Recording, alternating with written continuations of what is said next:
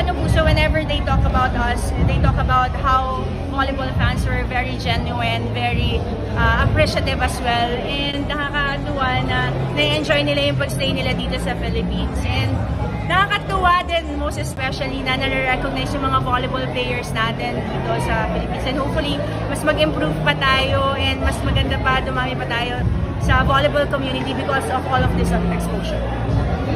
Thank you, guys! Grabe yun.